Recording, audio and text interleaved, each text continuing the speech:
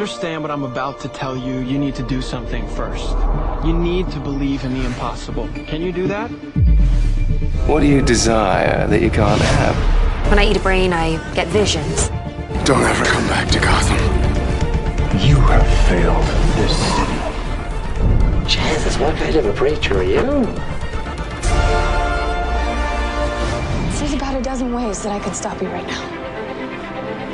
But I don't think I have to. Because where I'm from, your grandson becomes the greatest hero in the universe. Now you should at least give a brother a moment to say something heroically clever. In the future, my friends may not be heroes, but if we succeed, they will be remembered as legends. Welcome to the DC TV report for the week ending Saturday, September 22nd, 2018. I'm Edward O'Hare, nickname to be determined. And I'm Sarah Netzley, academic by day, freelance writer by night. We're here to bring you recaps, news, and commentary for all live-action television shows based on DC Comics.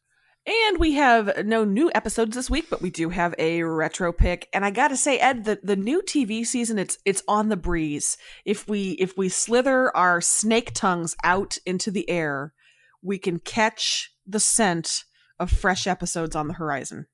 Yep. After this one, it's just it's 3 weeks away. 3 weeks away. And then our shows go from 50-ish minutes to hold on to your butts. Yeah. Are we going to practice discipline? Are we going to practice discipline and brevity this season? Yes. we're gonna get right on that. Yep. Buckle down. Remember those days where we're like, all right, 10 minutes an episode, 10 minutes an episode. We were so young. But yeah. So much going on, so much to talk about. Thank you everybody for listening in and for hanging with us in this time. Just real quick, if you want to tweet us, it's at DC TV Report. We could use some questions every once in a while if you want to know any random thoughts. If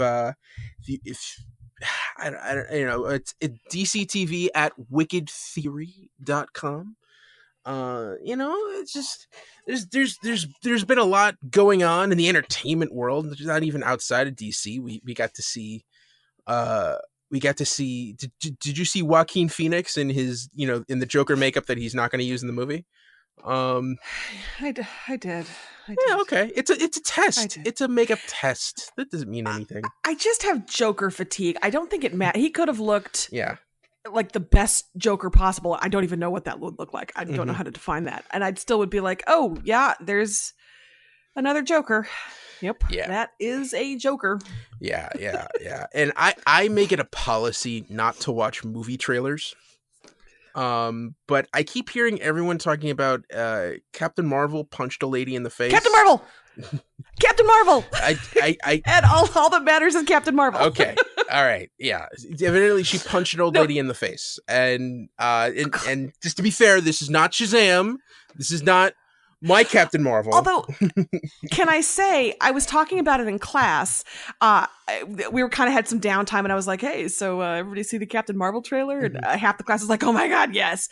And one kid in the back says, "Yeah, I don't know. Isn't he like a 9-year-old boy?" And everybody was like, "Oh my god, you're so stupid!" Actually, no, if I may speak out in defense of this fine young man, he's legitimately confused. And that's okay. There are 2 Captain Marvels. Confusingly, only one of them belongs to Marvel. Yes. It's weird. Yes, it is. Yes. Obviously, it's a Kree. Obviously, she punched, a shapeshifter. Or it's fine. A Skrull? I don't know. Oh, a Skrull. Yes. That's right. Whatever. It's the shapeshifter one. Yeah, it's a bad guy. All right. And, there's precedent for this. Go on YouTube and just watch any montages of Nicolas Cage's Wicker Man. Lily Sobieski deserved that punch to the face. So, yeah. So, is there anything else you want to chat about? Or you want to just dive right into the news? Really quickly, I have to apologize to my friend Tanya. Last week, I spoke harshly about ER, and I made a very half-hearted attempt to be like, I mean, it's still a good show. Listen, she sent me some clips so I could check out Shane West, who was cast in Gotham as a bad boy rock star doctor in the ER, and it changed my opinion. I apologize, Tanya. ER is to be respected always. He really wore that sleeveless t-shirt in the operating theater really well. That was Shane West. So apologies, Tanya. I just had to get that out there. Okay. Also, just so everybody knows, I am totally drinking pumpkin spice flavored coffee. If you want to know the level of basic you're dealing with here, I'm gripping that in my hand right now. So let's just get it all out. Ed, you want to confess anything? Well, I'll confess that I've been listening to the Household Names podcast on Stitcher Premium. It's all about branding. And I just discovered what basic means like 3 weeks ago. Wait, does it mean something different than it has for a couple of years, or did you find out the couple of years ago? Basic? No. They did a whole episode on pumpkin spice lattes, and explained. Yeah, it's the definition of white girl basic. Yeah, evidently. Okay. I'm not posting it on Instagram though, so you know. Mm-hmm. Yeah. Hey, it's one step up. I guess this is one of the many casualties of not drinking coffee. I just don't know what you do with your free time and your sluggish brain cells. I don't know. I don't understand it. Tea. I've been drinking tea from time to time, or just water. You and your hydration. All right. Ready? Let's jump into news. Let's get into this. What do we got? Yes, absolutely. All right. So as per usual, we're going to start with the Arrowverse crossover because there seems to be news every week for that. And that is some casting of an Arkham Asylum doctor, Dr. John Deegan. He will be played by Jeremy Davies. And apparently his character is going to be more mentally disturbed than the patients he attends to in Arkham. So, Ed, who do you associate Jeremy Davies with, or what do you associate Jeremy Davies with? Ooh, I'm trying to think, because he's one of those character actors who's been in a lot. I know he was on an episode of Constantine, but that's back in the day. But that's not what people will probably remember him from. I'm trying to think. It's one of those faces that it's like I've seen him in everything, but I can't like pin down any one thing. Is there something specific you're looking for? Oh, no, I was just curious. I mean, for sure, Lost. Okay. He was fantastic on Justified, but for me, he will always be. Peter, is your social worker in that horse? From Hannibal. He will always be the guy who put his social worker's body into a horse. But I am so excited about this. He is a great actor. He plays damaged, he plays wounded, he plays intelligent. He's so great. So I'm really excited. The more I hear about this crossover, the more excited I get. Oh, Hannibal. That was a great show. That was a great show. Such a great show. Yeah. It was so beautiful and so disturbing. How did they do that on network TV? Well, there's a reason no one watched it. They like that was an FX show that they allowed on NBC. Like it really was. Yeah. It's gone before its time. They still had one. They still had like another season or two left in that show, I think. Oh, for sure. But we got 3, which is kind of a miracle. So yes. All right. Moving on. What do we got? All right. More casting this time for Arrow. We have Catherine McNamara joining the cast as a Street Fighter thief named Maya. And her casting is interesting because she comes straight off of Shadowhunters, which was massively popular, which was canceled, which was the focus of like #Save Shadowhunters type campaigns. It worked for Lucifer. It worked for Brooklyn Nine-Nine. Apparently it did not work for Shadowhunters if she's moved on, but she will bring, I think, probably a pretty big fandom with her. People loved Shadowhunters, so maybe we'll see an uptick perhaps in viewers. Maybe there already was a great deal of crossover, but from the little that I know of her as an actress, the Street Fighter thief vibe seems to fit her pretty well. So yeah, that's exciting for Arrow. Yeah, definitely. British intelligence mercenary. You know, that means she's probably gonna have an accent. And that's always fun. Actually, I think you're thinking we have similar casting news. That's for the next DC show. Oh, I'm sorry. She's just a regular Street Fighter. She's not a British mercenary Street Fighter. Oh, okay. Too many Street Fighters this week. I understand. I get it. But maybe she'll have an accent. I don't know. Mm-hmm.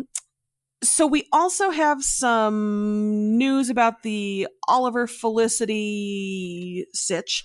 One is that Stephen Amell did an interview talking about an action sequence that Felicity has that is so raw and aggressive that when he watched it, he was a little jealous of the work that she was doing there. So I'm really excited for that because we don't get to see her fight very often. I've seen videos of Emily Bett Rickards training, and I know she is tough. And of course, I'm sure she's got good stunt people to do all that stuff. So it's going to be, I'm excited for that. Yeah, it's cool. And one other thing I do want to point out, we got a tweet this week from @DMichelleWrites, who pointed out that Felicity's pink hair is because she and William are in witness protection, and I just wanted to give her a shout out for pointing that out. I was pleased she pointed that out. That helps explain things quite a bit. Yeah, definitely. And that leads into the last little bit of Arrow news, which is, again, a little bit more context about Oliver's stay in prison. He's keeping his head down and hoping that if he has good behavior, he might get an early release. So he's just trying to stay out of trouble. Obviously, he does not do that very well, given all the pictures we've seen of his face, his poor, beautiful face.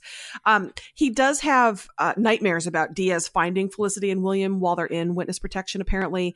And the vibe I've picked up from the interwebs is those photos we saw of the premiere where he and Felicity are seeing each other between glass might be the first time they've seen each other since he was put away. So God bless things happening on screen and not off. If we actually get a first reunion on screen, that would be cool. Also, Oliver is spending an entire episode in one room this season for an episode. So yeah, I always like a fun bottle episode. Yeah. When Prometheus had him trapped in season 5 in that one room, if it harkens back to that, I think they're definitely heading in the right direction. So that works for me on so many levels because that was such a great episode, but also the outtakes of that where Stephen Amell struggles to his feet in the chains, slips, and falls flat on his face. Also amazing. Everything about that works so well for me. The acting was great. The finished product was great, but also bloopers. Yay! Yay! All right, moving on to The Flash. Okay. If you are tooling around Vancouver right now, you might see a billboard advertising the services of Ralph Dibny, PI. Ooh. It's adorbs. It's Ralph. It's a big fingerprint. I would hire that man to track down, I don't know, I'd make something up. It's great. Yeah. Now, I'm guessing that's for the show, but even still, someone call that number. There's got to be a phone number on there, right? It's a 555. So, but I love a show that actually sets up, like, if they were smart, they'd have a number that you could call and it would actually be like, thank you for calling Dibny Investigations. Leave a message. That would be fine. Yeah. So yeah, that's, yay, Ralph. Okay. Moving on now to Supergirl. Just a little quick thing here. We have some pictures of the upcoming season. We have a ton of shots of Kara in professional clothes in a Catco setting. I swear there are more pictures of her at Catco in this collection than she was in Catco in the entirety of last season. So I don't know if they're course correcting or if they heard us say she is Kara sometimes too, I don't know. But she's going to be at Catco quite a bit. We also see the actress who's playing Dreamer in her human identity and not her superhero identity. So that is exciting. And we see some shots of Mercy and Otis Graves in action. Yeah. And they, Mercy looks kind of imposing. And Otis looks... he's not quite bumbling, but looks. I don't know if I can imagine him saying Mr. Luthor, but excuse me, Mr. Luthor. But yeah, it looks like he's heading in that direction. I can go with that. Yeah, it's I had read that she was sort of sleek and murderous, and he was a little more bumbling, and I feel like I picked up on that vibe. So Yeah. cool. Yeah. So that's really it for Supergirl this week. And then Legends of Tomorrow has an equally brief news update, but it is the most important news update of the week because Brandon Routh has a mustache. That's right, in Henry this Cavill. on-set photo. That's right, Henry Cavill. He could do it too.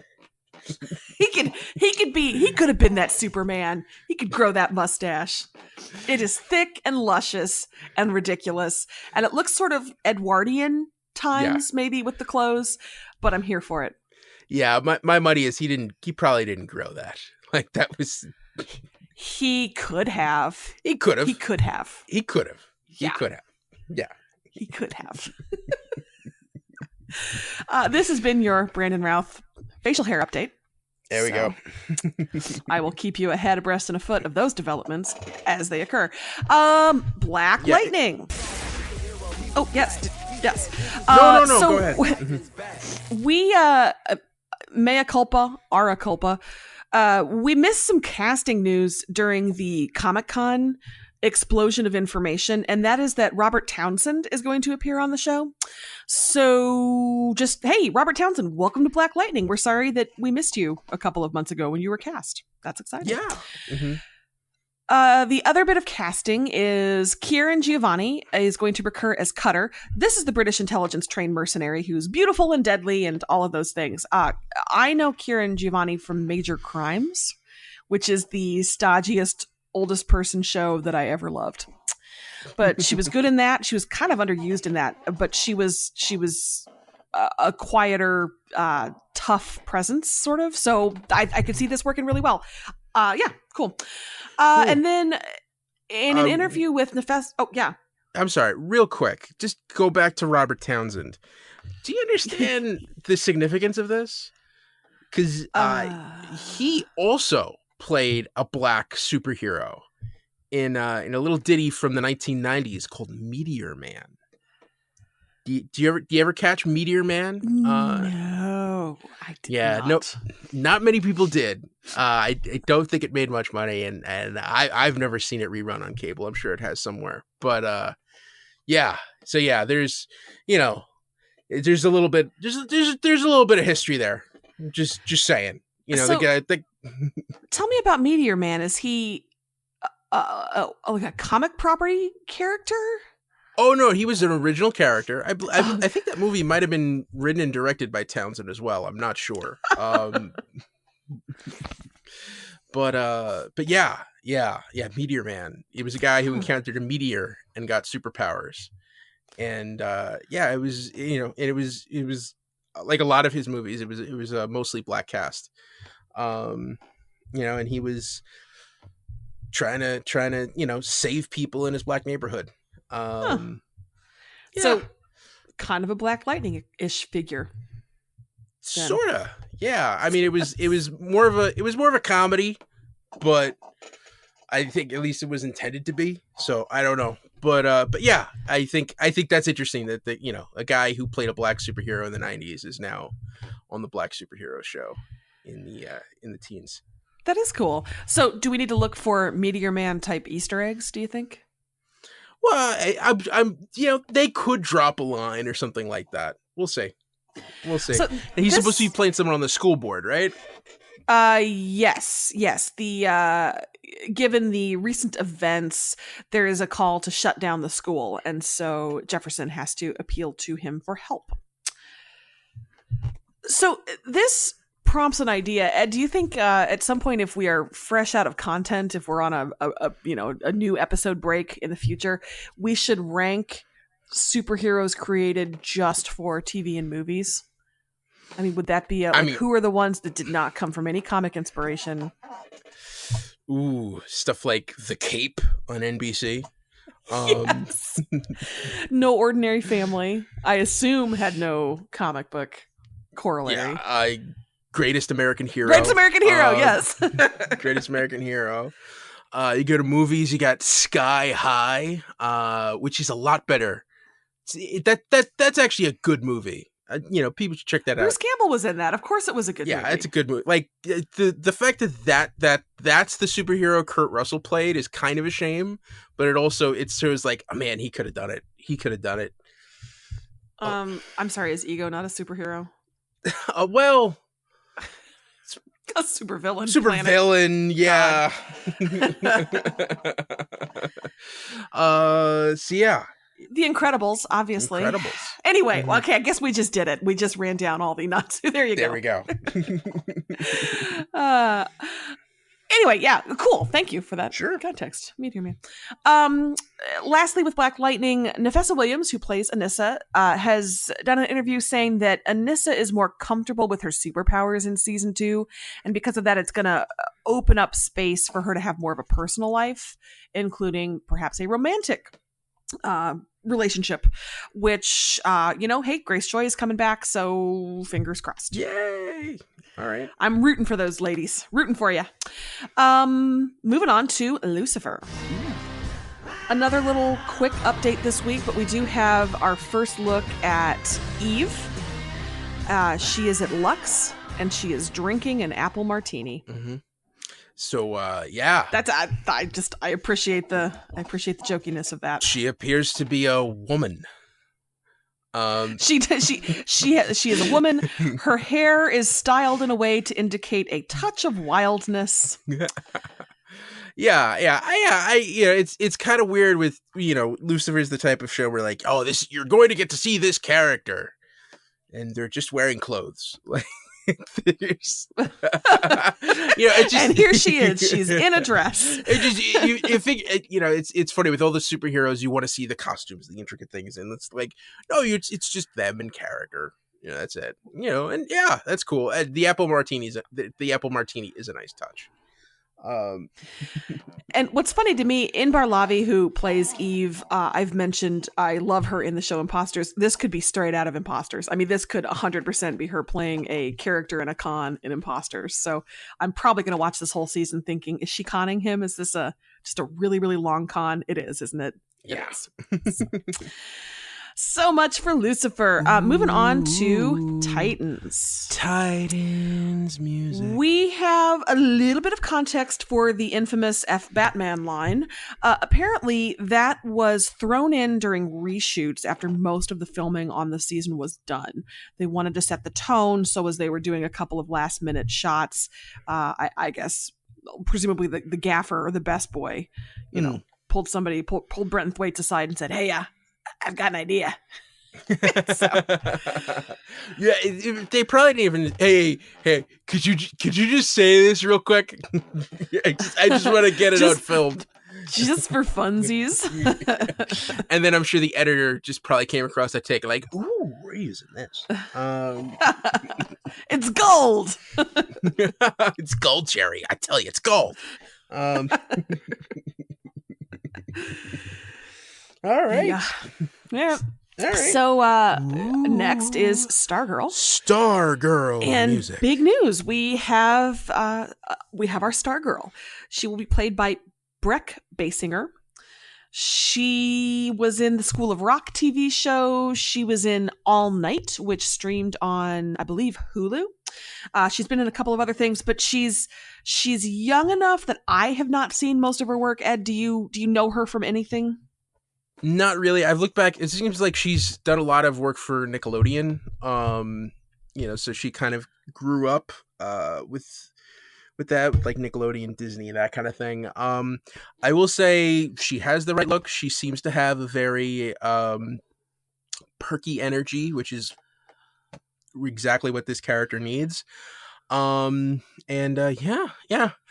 I'm looking forward to it. It seems like this show's like really moving along. This is really cool. This is just really cool.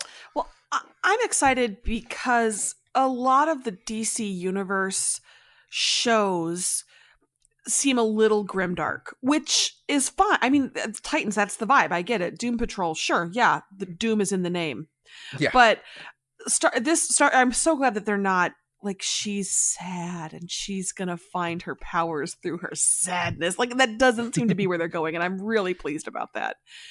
By the way, speaking of DC Universe, Ed, have you been playing around with it at all? Yeah, I've been watching DC Daily, at least catching the headlines every day. Yeah, and I've been moving around. I haven't played as much with the comic reader though. I haven't really jumped into that yet.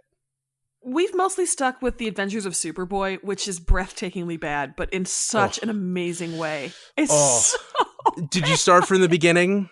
Yes. Oh, I promise you, when Gerard Christopher shows up in season 2. Oh, we jumped straight ahead. We went season 1 premiere, and then we jumped ahead to season 2 premiere, and it did improve by leaps and bounds. But there has never been a Lana Lang that I haven't wanted to just like hit with a bucket. Oh, Stacey Haydock.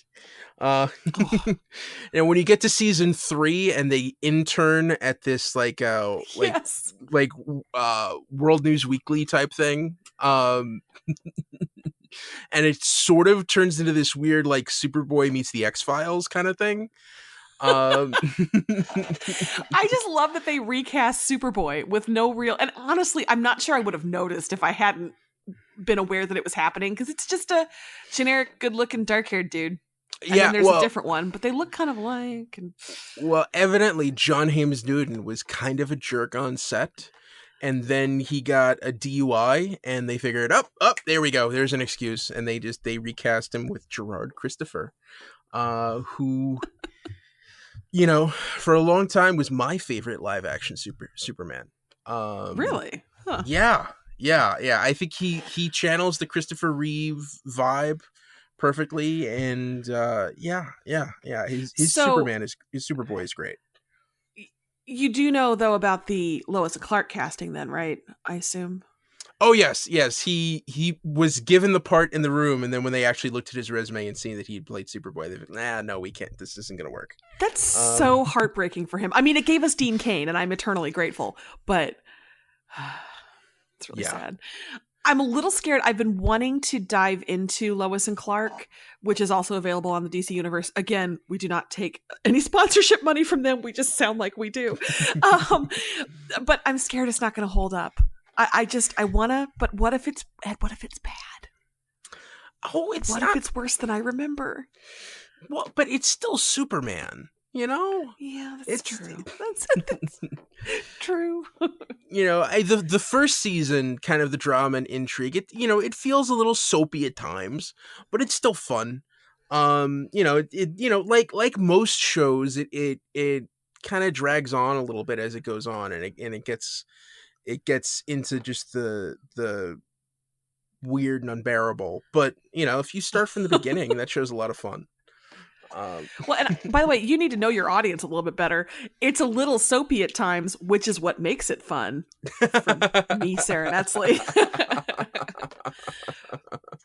So another thing I discovered about DC Universe while playing with it, they have an app for your smartphone, and I have a hard time casting from my phone because I have an iPhone, but I have Chromecast because I'm ridiculous and didn't pair up my devices very well. Oops. Mm-hmm. But there's a cast button on the app, so I can go straight to Chromecast from the DC Universe app on my iPhone, which is amazing. So I gotta say, I was so pleased, and it works beautifully, and it's so much easier than I was worried it was going to be to get it on my big screen. So yeah, I'm super enjoying everything. Enjoying everything. Cool. We were in the middle of talking about Stargirl. Yes, we were. Yes, we were. And I think there was one other thing you wanted to get to. Yes. The official synopsis talks about her backstory, things we've covered before, but there's a new little bit of information, which is that she's going to inspire an unlikely group of young heroes, which is noteworthy, Ed, because in the comics, she's a member. In the comics, she's a member of the Justice Society of America, which was the original Justice League. But in Jeff Johns' run, those older characters, were mixed with a younger generation of characters like Stargirl and Atom Smasher, and Sand. The other thing is, in the comics originally, you had the Justice Society, and the next generation of heroes in the 80s formed a team called Infinity Inc. And I'd be interested to see if maybe they go in that direction, where she kind of connects with the Justice Society and those older heroes, but then ends up getting all of these younger heroes to either reform the Justice Society or form Infinity Inc. So that's the direction they could be going in. Or if they'll just focus on these younger heroes, and kind of have characters like Wildcat, or the older JSA characters in the background, and not have them enter the fray, because that would be kind of weird. I just love any story that starts with you saying, well, because I know it's going to be good.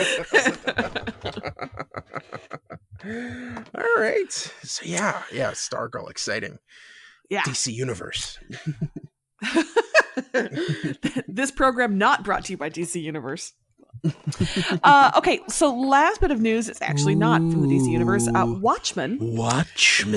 This music. wins my award for news of the week that made me gasp out loud, because Trent Reznor and Atticus Ross are going to score the show.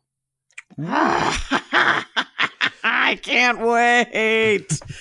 I swear, Gone Girl was at least 40% improved because of the score. Like, they write these menacing, unsettling, soaring, uncomfortable. Ugh, they're so good. I can't wait.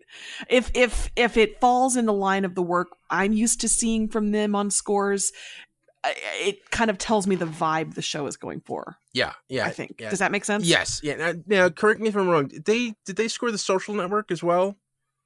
Oh yeah. Yeah. Hardcore. Yeah. Then that score is haunting. Oh yeah.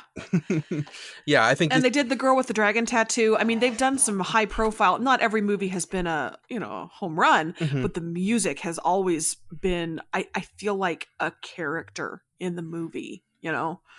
Yeah, and the fact that they're going to score this whole series is wow. That's bold. And yeah. This is exciting news. And I think that's a perfect choice. And composers you wouldn't think, but no, this is important news. This is going to tell you the kind of tone and feel that they're going with Watchmen. I mean, imagine if they'd said John Williams is scoring this. Hans Zimmer, maybe, but you say Trent Reznor. Okay. I get it. I get what you're trying to do. Very exciting. And here endeth the news for the week. All right. Wow. Half hour. We did it in half an hour, actually. I know. And that was with some blather. Yes. Yeah. That whole diversion into DC Universe, but that's okay. All right. So we ready to jump into our retro pick? Yes. All right. Here goes. Batman, the animated series. Episode aired November 23rd, 1992. Off Balance. Batman learned the Society of Shadows was operating in Gotham and led by Vertigo. A mysterious woman named Talia offered to help Batman, claiming they had similar goals in stopping Vertigo. Last minute reveal, Talia reported to her father that she stole the sonic drill, but Batman had sabotaged it. And Ra's al Ghul agreed that his dealings with the Caped Crusader were not over. So this episode, I feel like, advanced the plot of this cartoon. Yes. About 100 miles. I mean, we've been doing a lot of standalone, and sometimes it sort of connects or refers back, but this one just really felt like this was the mid-season cliffhanger, and we know we're going to see them again in the finale. That's what it felt like to me. Yeah, definitely. And this episode has a lot of pedigree. It's pretty much a direct adaptation of a story written by Denny O'Neil with art by Neil Adams in the 70s. This is the arc that introduced Ra's al Ghul. And we're going to get another episode later on, not immediately, but down the road, that is also going to be that same way. And this one, it's adapted, written by Len Wein, who's a legendary comic book writer and editor, worked on Batman for years, but also many people will know as the creator, as the creator of both Wolverine and Swamp Thing. I think he also created Lucius Fox. But yeah. So lot of pedigree to this episode, and yeah. And you could see that they're taking it a step up. One quick thing, because technically this is a show for kids. There are certain things that they had to do to stay within the lines. For example, Twitch gets thrown off the Statue of Liberty and survives. Yeah, I felt like it felt like total retcon of, everybody survived that. Oh, no, we all saw that. They all died. Like, we saw all of that. Yeah. Everybody there is dead. Well, yeah, it's because, but you can't kill someone on kids' TV. So, that poison tooth thing was baller. Yeah. That was... Yeah, they gassed themselves, and Batman in the next scene just says they erased their memories. It's like, yeah, we know what that means. We know they. Is that like Batman saying they went to a nice farm upstate? It's okay. They have a lot of room to run and play now. Yeah, but that's also later in the series. You'll find he's often fighting robots because he can destroy those to smithereens. Oh, sure. But to smithereens. Yeah. Well, this sequence gave us the Bat gas mask, which one of my triggers is gas masks. Not cool. Nightmare stuff. Nope. Didn't need that. Mm-mm. Yeah. Real quick, let me just go through some of the voices that you heard in here. The Shadow Agents were voiced by Barry Dennen, who played Pontius Pilate in the film version of Jesus Christ Superstar. Sure. Yeah. Vertigo was voiced by Michael York. Everyone knows from Logan's Run and Austin Powers. Ra's al Ghul at the end was the great David Warner. He was Chancellor Gorkin in Star Trek VI. I also remember him from The Omen and one of my favorite sci-fi movies, Time After Time. He played Jack the Ripper. And Talia was voiced by Supergirl herself, Helen Slater. Ooh. Yeah. Talia was at least 3 fire emojis. At least. Yeah. I remember this being like, I remember watching this when I was younger, thinking like, wow, like that character has a certain energy where it's like, you wouldn't think a cartoon character would be allowed to be that attractive. Was this formative for young Ed? Maybe. I don't know. Did you imprint on this character like a baby chick? Although the twist at the end probably explains why my love life is very confusing. I don't know. She's being nice to me, but does she want to steal my sonic drill? I don't know. Maybe. Do I want that? I don't know. Maybe. Well, I will admit, my notes at first said, is that the Baroness from G.I. Joe? But she's so much more than that. When she and Batman fought back to back, sexy. Like sexy back to back fighting before Ray and what's his nuts were fighting back. Like that's Star Wars. I'm talking about Kylo Ren. Kylo. Yes. Whew, I blocked that out. But yeah, they fall together to fight together, and then she took off his mask, Ed. She took off his mask. He was vulnerable with her. Oh my god, that was incredible. Yeah, and what's funny is like Catwoman can never find out about this. Oh yeah. She would murder him. You took off your mask with that hussy? Oh, not good. But it's a very different dynamic than Batman and Catwoman. Mm-hmm. Where it's this kind of thing where, and that's also the kind of thing where like and this is sort of the thing with Batman and the Society of Shadows, or the League of Assassins, or whatever you want to call it, because they both want the same thing, but they have completely different ways of going about it, or ideas of how those things should be found, which is justice and peace in Gotham, or ways to stamp out crime.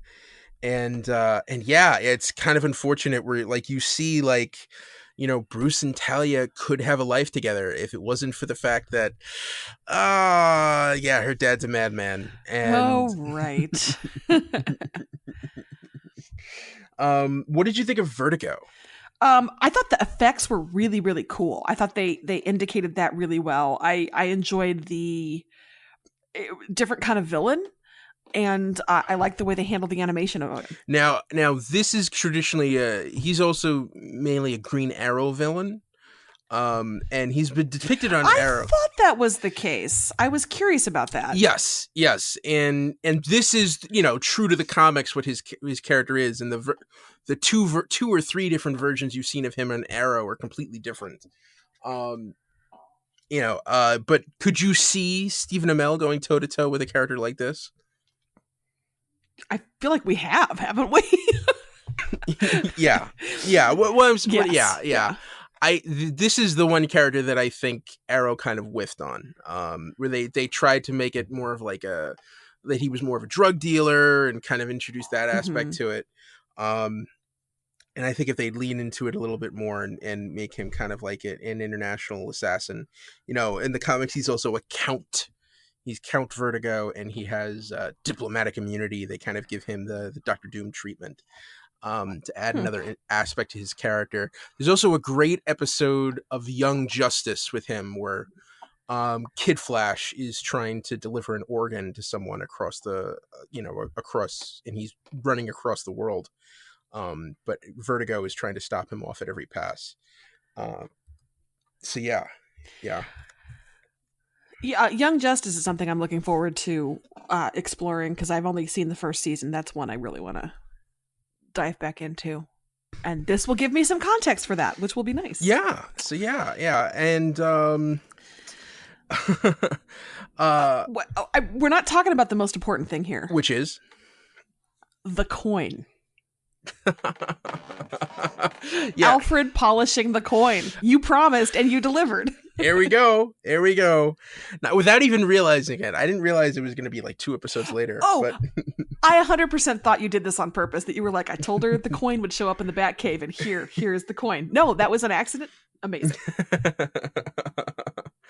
So yeah. The coin, we got to see Batman polishing it, and I don't think that's the last time that we'll see that. I can't make any promises, but I feel like that's like a thing that like from the series from then on, whenever Alfred needs to be doing something, he's polishing the penny. I guess he's just showing his penny worth. Sorry. Good night, everybody. There we go. Tip your waiters. There we go. I love that Batman is smart and just kept his eyes shut. He made it through the Vertigo trap because he's just like, I'm gonna do it with my eyes closed. He's smart. Batman is smart. Yeah. Which I love this Batman. This Batman is so great. How was it hard for you to watch some? I'm like, the other Batmans are good, but they're so different. Was it hard for you when you had this one first in your head? Well, it wasn't hard. I think, and you kind of grade things on a curve, but like to realize like this is the solid, the best adapted version of this character. Where he's a detective and they really kind of like honor that. And this especially when you get into the Ra's al Ghul stuff, there's kind of these James Bond elements that get thrown in with Batman, and I think he mixes with it beautifully. It is tough sometimes to watch those movies and realize like he doesn't just punch people. He doesn't, he's the kind of guy. He's not just gadgets. Yeah. Yeah, and he's proactive, the way he works out those clues and everything. I hope that we get to see more of that Batman in the future. Yeah. I also, not that I wasn't already super in love with the Kevin Conroy Batman, but when he tells Talia, I don't do helpless.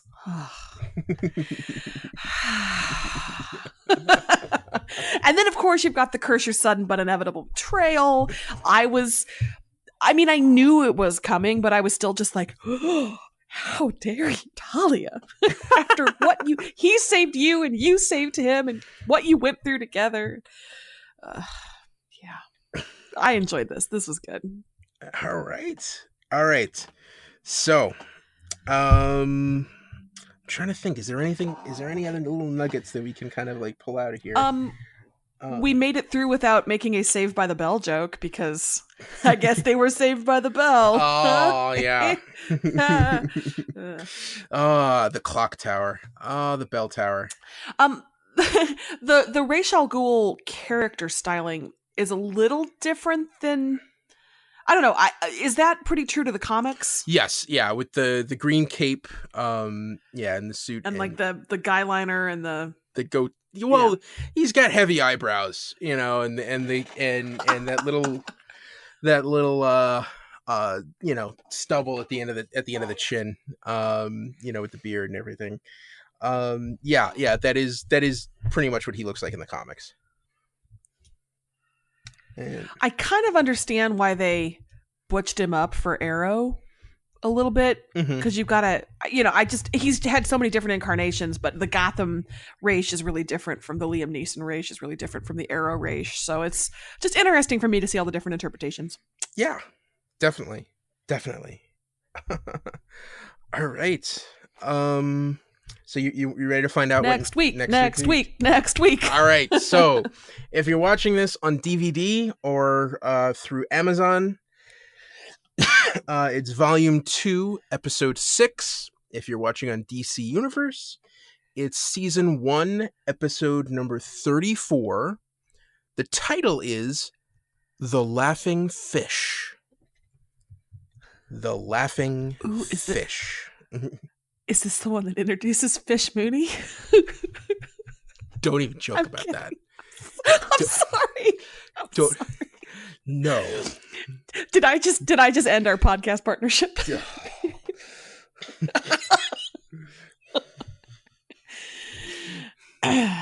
All right. The Laughing Fish. I look forward to this. All right. Wow. So this is a shorter one, but it's still good. We still got to everything. And as always, our winner of the week during Retro Pick season is Batman. It's Batman. You think it's Talia, and Batman. Then she tries that sonic drill, and you realize, nope, it's Batman. Batman won. Batman won that round. Yeah. All right. Well, that's the DC TV report for this week. You can follow us on Twitter. I'm at Edward O'Hare TBD. I'm at Sarah Netzley, SARANETZLEY. You can follow the show on Twitter at DCTV Report. Send along your emails to dctv@wickedtheory.com. Also, be sure to subscribe to our show in your podcast app of choice and rate and review us. That helps other people find us. Check out our sister shows, the Wicked Theory Podcast and Preacher vs. Preacher. This has been a Wicked Theory Studios production. Executive producer, Bill Sweeney. Visit us at wickedtheory.com. Shazam, everybody. Shazam. Shazam!